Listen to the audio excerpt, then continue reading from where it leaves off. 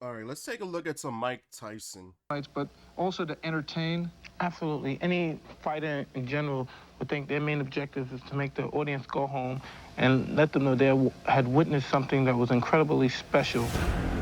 Welcome back to the Big Fight Recap here on BLTV Classic. If he doesn't die, it doesn't count. If he's not dead, it doesn't count. On today's video, we look back at the night a prime-ready Iron Mike took on the son of a heavyweight boxing legend. With my pop in my corner, I don't see any way that I can lose. Something about this occasion made Tyson extremely enraged, exasperated, and eager to close the show as quickly as possible. Let's take a look.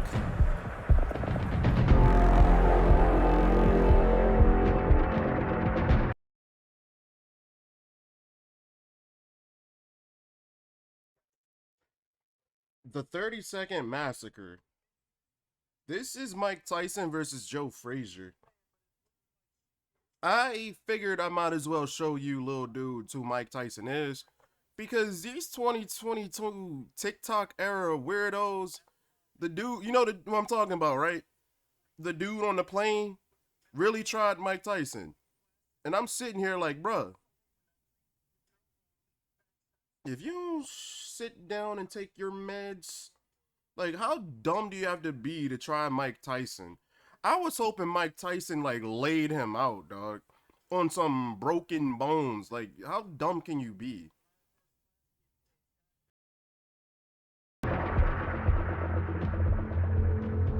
By the fall of '86, the Tyson hype train was back to full throttle after his impeccable one-round annihilation job over fellow contender Reggie Gross. That it's very difficult with a kid who throws hydrogen bombs to get him experience. To this point, Team Tyson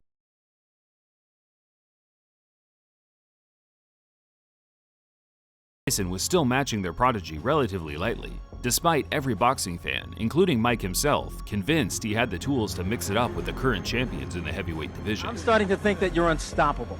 Do you feel that you're the best heavyweight in the world, that you can step in with anybody right now? I feel I am the best fighter in the world right now. Watching a fighter as brilliant as Mike Tyson being steered away from a title shot was frustrating for the boxing community. Yet, in retrospect, his managers, Jim Jacobs and Bill Caton, Hold up. God damn. Hold up. Did you see that? relatively lightly, despite every boxing fan, including Mike himself, convinced he had the tools to mix it up with the current champions in the heavyweight division. I'm starting to think that you're unstoppable. That's what I was talking about. Do you feel that you're the best heavyweight in the world, that you can step in with anybody right now? I feel I am the best fighter in the world right now. Like, that's what I was looking for. Watching a fighter as brilliant as Mike Tyson being steered away from a title shot was frustrating for the boxing community. Yet, in retrospect, his managers, Jim Jacobs and Bill Caton, were not only aiding Mike in building an impressive unbeaten record, they were, more importantly, ensuring the development of a raw young talent that, once he secured his title shot, was the complete finished article. I'm the leader. I look everything over carefully. Then I send him in to do the job.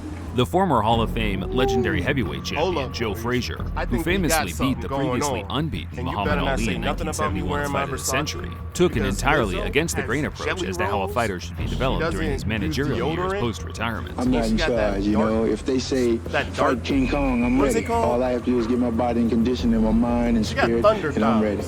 Smokin' Joe had the attitude, if you're going to be a journeyman boxer, there's no point in beating around the bush, as the fighters he trained, such as James Shuler, Burt Cooper, and son Marvis, quickly found out once they were under his tutelage. If I couldn't train these boys or I couldn't live with these boys, I'd be the first guy to get the hell out the way. Marvis embraced his father's philosophy, where after a very brief amateur career, he began fighting legitimate top contenders inside his first 10 fights as a pro. Now against Sowski as he backs him into the ropes above us. Two lefts and a right hand, all by Marvis Frazier, all score. Marvis beat Steve Zuski, James Broad, and Joe Buckner in his first few fights. In doing so, he never looked like a world beater, more so a man determined to at least fill a sliver of his father's boots. Joe pushed his son to the complete deep end in 1983, having Marvis face off with the #1 heavyweight in the world, Larry Holmes, who at the time had a record of 44-0. Atlantic City, he didn't have him down. As many experts predicted, the fight was a complete mismatch, and Larry made sure. You know I gotta run that back. I think I gotta drop some UFC gameplay on this channel. 34-0. I used to want to be a boxer. I think I was like 15 or 16. As many experts maybe. predicted, Yeah, the fight 15, was a 16, complete maybe mismatch, 14. and Larry made sure every spectator at ringside, including Marvis's father, 16. knew. I think 16. It was definitely 16. I wanted to be a boxer because in the summer, I got a job at this boxing ring as like a janitor. And Joe never lost faith in his son, though, pushing like, him even harder in the direct aftermath, where Marvis regained momentum with impressive wins over Quick Tillis and Bone Crusher Smith. Whether the Fraziers genuinely felt they were ready for Tyson or not, Marvis's ranking among the sanctioning bodies put him in the direct firing line of the most devastating contender in world boxing. Now entering the ring, the local favorite, trains and lives in Catskill, New York. Mike Tyson entering as the Warrior. Tyson met Frazier at the Civic Center in Glens Falls, New York in July 1986. Tyson paced up and down the ring during the introductions, angry and eager to one-up what Holmes did a couple of years prior.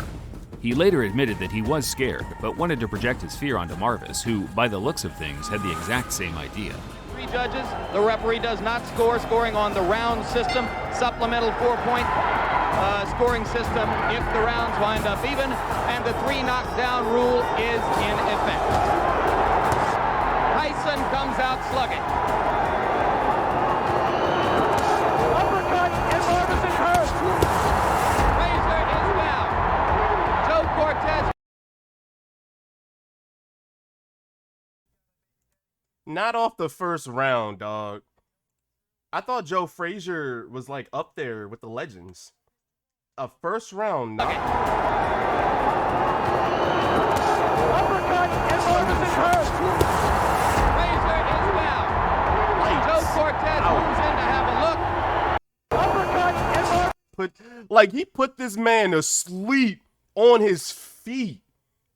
And that's what I'm saying. The dum-dums in the 2022 with the TikTok fade. I don't know. This is the dude you're gonna piss off on the plane. This is the man you're gonna actually. I can't, bruh. I can't, bruh. And you're shocked there's a mental illness epidemic in America. And the 3 knockdown rule is you're gonna be on a plane with Mike Tyson. He's minding his business. You're gonna piss him off. He's rich. He's got bail money. Uppercut, and Marvis is hurt. If you know what that means, you know what that means. So if Mike Tyson wanted to, he could bite whatever he wants on your body. You're nobody. If he Frazier off, became Tyson's fastest ever victim, out on his feet, absorbing devastating power punches that left him slumped in the corner. If he bit off George Foreman's ear and he's important, and you're just some random mentally ill rando on a plane that nobody knows. What do you think Mike Tyson's It gonna took a do while to for you? Tyson to calm down, pumped up after his, on paper, best win to date. But once he did, he sent a chilling message to the This should have been an hour long. And I came out and I was confident. I came out, I knew the fight. I thought Dick Martin, I was going to stop him in the first round. In your mind, if your managers Jim Jacobs and Bill Cate and your trainer Kevin Rooney came to you and said, Mike, we think you're ready for a title shot tomorrow. Would you agree with them at this point? Most definitely. Anytime if my manager and my trainer feel that I'm confident and they're willing to put me in the title and they're sure I could beat the champion, I'm sure I could beat them also. Of the 3 champions, who would you like to fight and why? Fight anybody my trainer put me in with because I'm confident I could beat any fighter in the world. With only 21 fights to his name, Marvis Frazier hung up the gloves for good, proud of what he achieved in such a short amount of time. I'd personally never blame Joe for Marvis's career trajectory away from a title shot.